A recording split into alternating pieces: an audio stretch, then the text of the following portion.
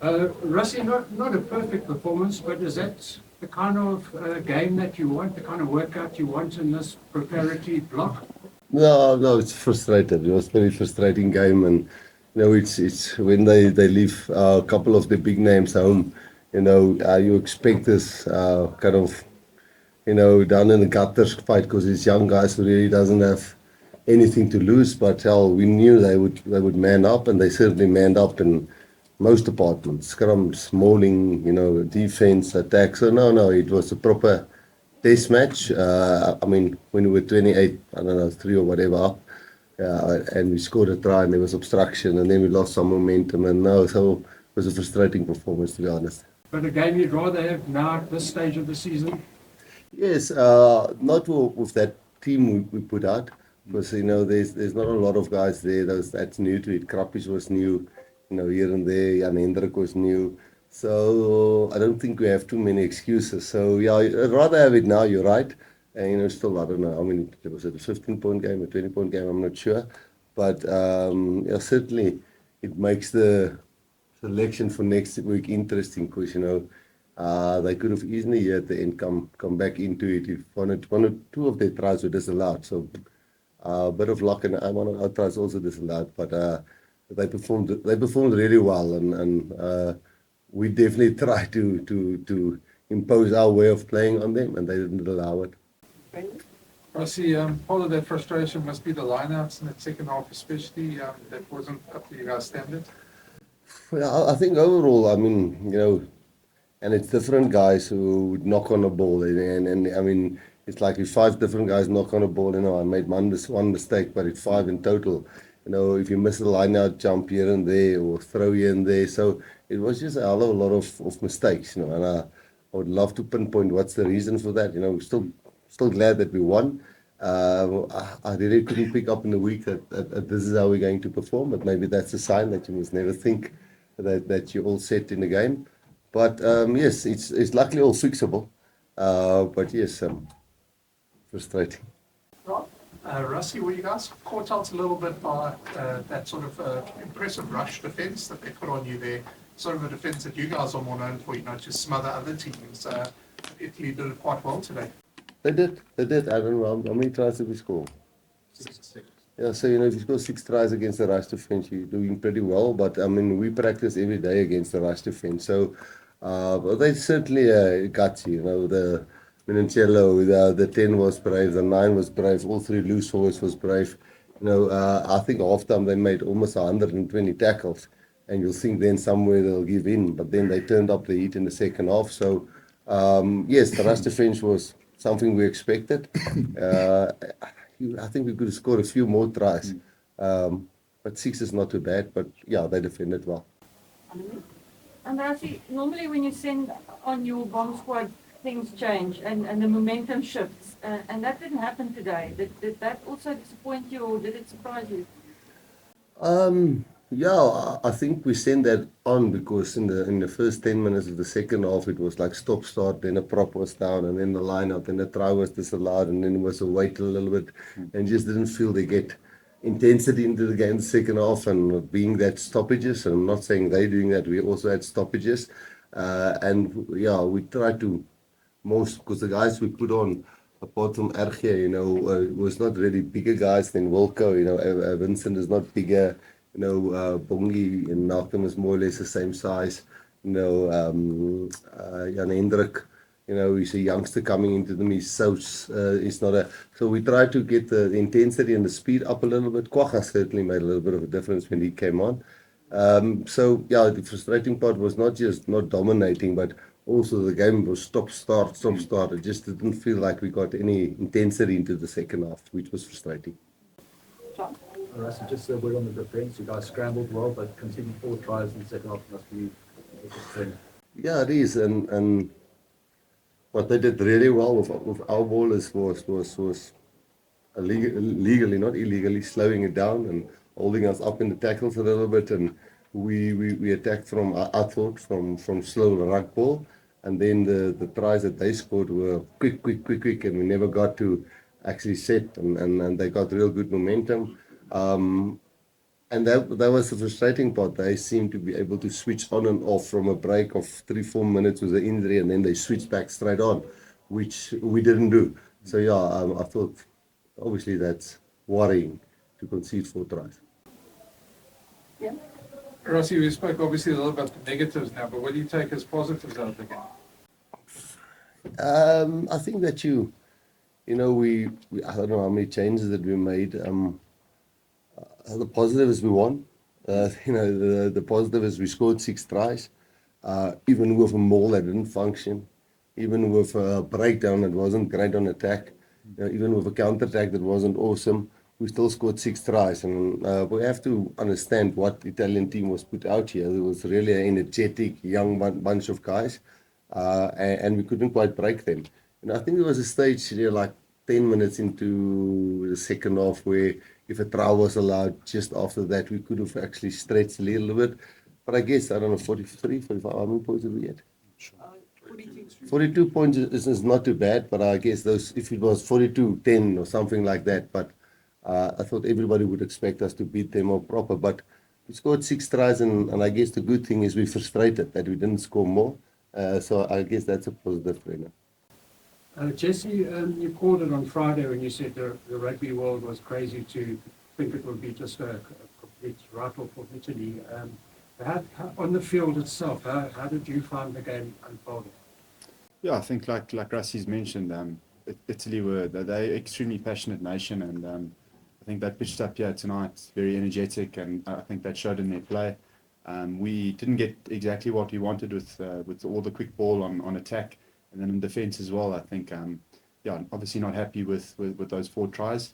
But like Rassie said again, we got the win, and there's a lot of things for us to work on. I think we drive extremely high standards in the squad, so we'll get to PE and work on plans for next week. But definitely a lot for us to work on. Coach, you mentioned that it might now inform what will happen tonight, might inform next week. In which way is that going to inform the decision for the team next week? Well, internally, we've our sort of 13, 14 guys that we said, listen, you'll definitely get next week a run. But then how we build the bench or starting lineup around those guys, because some of those 13 or 14 guys that we already announced for next week internally, some of them might move to the bench. Some of the real standout players that play today, we might give a start again. So we won't discard the guys who played there, just the makeup of the team, handling what Italy threw at us, because they threw a lot of physicality at us. I mean, normally teams, if you make 120 tackles in the first half, you'll think they break in the second half. So it's a team that's fit and passionate, and we'll have to make sure the team that we put next week on Port Elizabeth is not just a team that can go 50, 60 minutes. It must be a team that can go 80 minutes. So it will be the bulk of the guys that we nominated last week. It's just the other 9 guys that we must pick. Are we going to pick them in the starting lineup, off the bench, some stability there. But obviously guys like Sasha will be back and those kind of things. It's just now who will be the other 9, maybe playing with a guy like Gqeberha or with Grant back. So we'll just have to fine tune now. Take stock of the injuries. I think just Damien Dalenda had a bit of a hamstring. Other than that, no real serious injuries, just a few bruised egos. Coach, you had a very experienced team out there, but in the midst of all of that, there was a debutant in Vincent Chipuka. How would you assess his first official cap as a Springbok? Do you see what you wanted to see? What are some of the things that you'd like to see they work on as he integrates into the Springbok? I think you now know what Test rugby is like. He's played the game, he started the game. Again, I think he was very busy. I think, not that it's my place here to talk about players' individual things until we've chatted to them, but I think he certainly was not standing back if you compare to the rest of the Springbok team playing today. He was on the same physical level, but I don't think at all our physicality or our intensity was where it should be, and that includes Vincent. But not because we single him out, because I thought the whole team, but he's got a bright future and he's starting to get into the roles and understanding what we want to do. But those things, I'm not talking just about Vincent. All 8 must scrum. all 8 must maul, all 8 must contest in a line out, all 8 must work at a breakdown, and we didn't do that well today. But well, he's got a good future ahead of him. So yeah, I think he can be fairly happy with how he's gone so far. Last English question. Hi, Rassie. Yeah. Yes. Congratulations on the win. You said in the week, and you've said this for years, you don't measure your success on the scoreline, you measure it in a lot more detail when you go through the review. Yeah. With that in mind, it's going to be a hard review this week.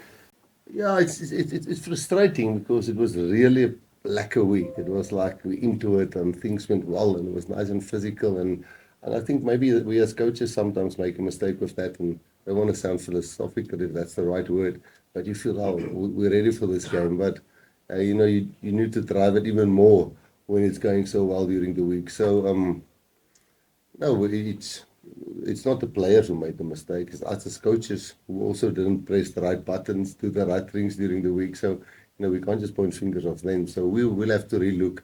And again, give Italy credit. Hell, they manned up and they flipping buckled down and gave it to us, but we should have handled it much better. We'll start with our coaching staff to get that right. Right, 3 or 4 Afrikaans questions? Ja.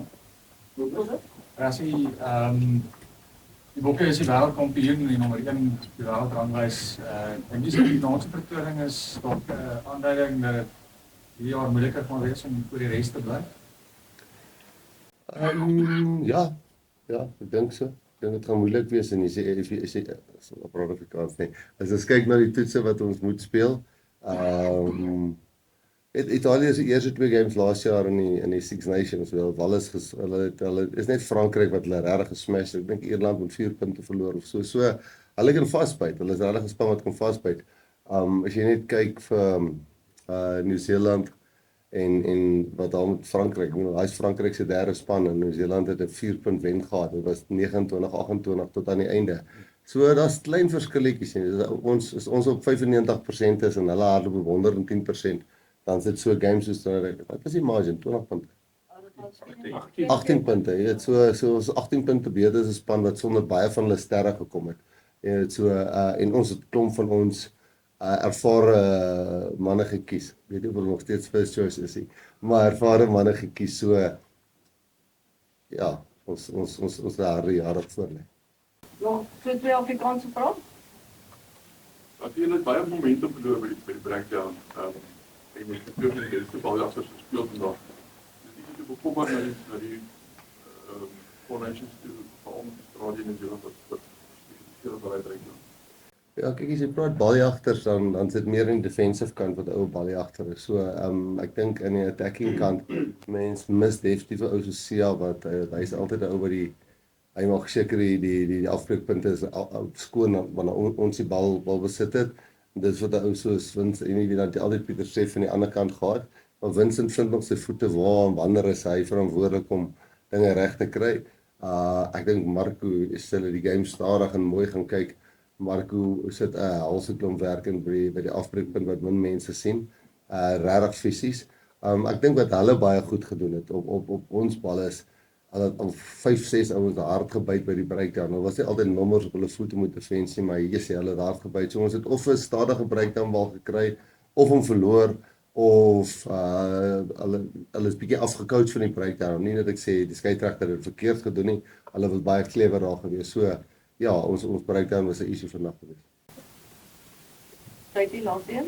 Ja, ek was nog net iets vra, nie oor die wedstryd nie, maar daar's baie gesê daar uit die noorde uit oor tot 21 Britse hierse leeu's. Ek sien jy het ook iets op Twitter gesit daaroor. Die enige kommentaar Warren Gatland se aanduiding. Ja, ek dink dis mense elke storie wat daar buite is gaan vertel oor moontlike kammersdag goed wat gebeur en dan gaan daar en dis ook eintlik maar wil hê met die vandag stop want ek wil maar net 'n voorbeeld gebruik. Daar is soveel goed wat mense elke keer hoor van elke oefening wat en ek wil hê die mense moet die idee kry en dis die tipe goed wat agter die skerms aangaan. Ek bedoel eers dis daar is soveel snaakse stories van afrigters wat al ander afrigters probeer uitvang het en dis nie 'n nasty ding wat 'n mens so in die koerante gooi op hoor sê nie want dit create net ongemaklikheid en alles so. Ja, ek sal graag wil hê moet nou stop. Dis nie meer oor praat nie. Ek sal dit so verkies. Thank you very much, guys. We're bringing quagga and crappies in for mix zone in a couple of minutes, and that will be 10 minutes. No videographer and stuff, all right? Okay. Okay. Thanks, Sina. So, yeah,